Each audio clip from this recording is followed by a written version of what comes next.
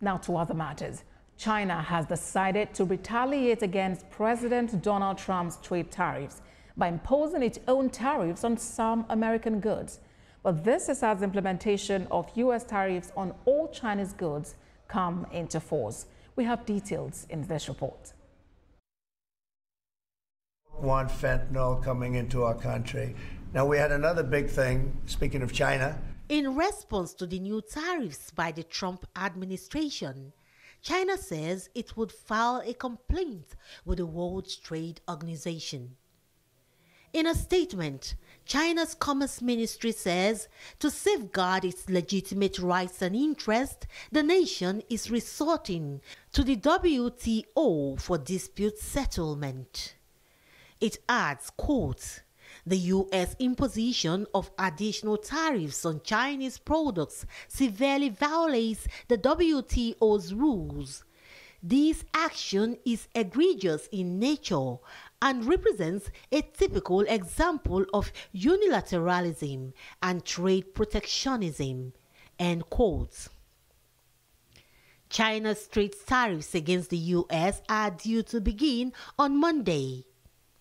A 15% import tax has been imposed on U.S. coal and liquefied natural gas, plus 10% tariff in crude oil, agricultural machinery, pickup trucks, and some sports cars. Meanwhile, the imposition of 10% tariff on all Chinese imports to the United States begins today. The proposed 25% U.S. tariffs on Canadian and Mexican goods have been postponed after last-minute dialogue. We'll be speaking to China probably over the next 24 hours. President Trump says the Chinese tariffs are a response to trade deficits and the flow of fentanyl into the U.S. President Donald Trump has warned that similar measures to those placed on China could hit the EU soon. In response to the threat of tariffs, the European Commission President Ursula von der Leyen says the EU wants a constructive dialogue with the US, but it is ready to respond firmly if it is unfairly targeted by the Trump administration. For an in-depth look into the Trump tariff saga, the publisher of the New Americans magazine, Deborah Wadier, joins me now from the state of Ohio in the United States. Good to have you join us at this time. Now, China has described U.S. imposition of additional tariffs on Chinese products as egregious in nature and representing a typical example of unilateralism and trade protectionism. Do you agree with their position? Well, it's unfortunate that they are going through this. What should have happened is that before now, that tariff shouldn't have been, announced by the United States. There should have been negotiation. If you look at what has been happening, there's been tariff announced just within 2 weeks that the government came in. And it's like procedures are not being followed. And so for China, yes, they may react like that. What should have happened is that it takes time for things like that to be negotiated. There was a government before, and so you have a new government. And when a new government comes in, then you start, talking about things that you've probably you are not satisfied with, and so you start negotiating, and it takes time. But when you come in and you just impose tariffs without formal negotiation, you get a reaction like this. So it's a sovereign country, so they can react the way they reacted. But, during the campaign, Donald Trump has actually been talking about some of these issues, the fact that he was going to slam tariffs on countries and, he's really just affecting that. But now China is resorting to the World Trade Organization's dispute settlement, as a way out of the situation. How effective do you suppose it would be in resolving the brewing global trade war? When you have big countries like this fighting, really, they don't... It's true they don't follow all this organizations that are supposed to adjudicate between them. They feel that they have that power as long as they can, even hold agreements that others would have supported. They could hold on it, and it won't be affected. And so when superpowers like this are, engaged in things like this, at the end of the day, they settle out of court, if we put that in quotes.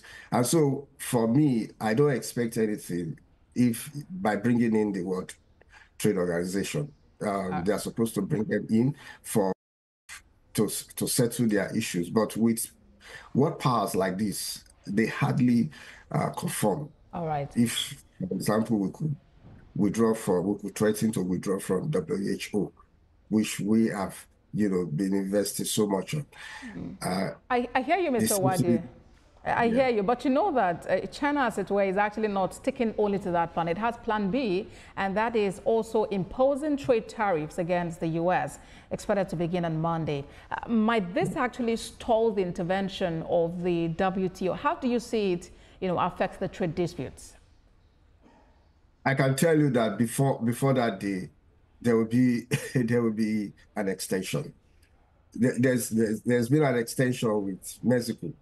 There's been an extension with Canada. I can assure you that before that day, there will be an extension. You sound so confident about this. Yeah, it's a smart way. I know our president. It's a smart way of getting a deal, and I believe that he will get the deal. It's just that things like this should have gone through the normal process. All right. Without threats and sanctions and tariffs.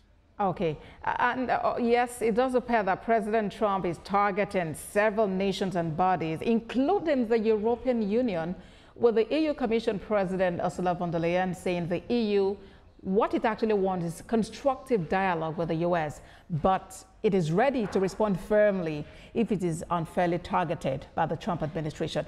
What would that unfair targeting mean or be? It's just retaliating, but I can tell you it's a reality government, like reality show. And sometimes the reality show, you can be, successful. But the problem with a reality show is that it's live. And so when you mess up, it affects you. But when you continue to win, it's successful. So that's the issue. Everyone knows Trump. Everyone has experienced it. He's very unique. He's a unique person, worldwide. He has ruled before. And, there was a break and he came back. And so the world knows him. And so they will respect him for who, he is. The thing is that we are in a different situation. And so the world should be ready to get more of this. However, sometimes it makes sense with what, he's saying, because the US has been spending so much, in making the world stabilize. And so all he says that, okay, every other part of the world, should also contribute so that things can be really equal. However, the way that he goes about it is what is unsettling most part of the world. And that is one big question, Mr. Wadi. That's one big question and concern that people are actually raising. You've called this a reality government, and you've mentioned that, yeah, the president does it whichever way he feels right. But the impact on the global economic space is a concern here. Yeah. Yes, there will be an impact. But what will happen at the end of the day is that things will start working for United States, because that is what he promised, US first. However, other countries will come to understand that, yes, there are certain things that were not normal, and so going forward, everybody will be prepared that, look, things are changing. And so because things are changing, we don't need to depend so much on, in quotes, United States, and so we all need to do it in such a way that everyone will bring something to the table so that it can benefit all. That's what he's trying to, I believe he's trying to do. All He's a right. businessman. He has always gone into deals, and he has somehow succeeded in most of those deals. Okay, so let's see how the tariff and counter-tariff regime, pans out. Publisher, New American Magazine, Deba Wadia, thank you very much for your time on World Now. Thank you very much. You're watching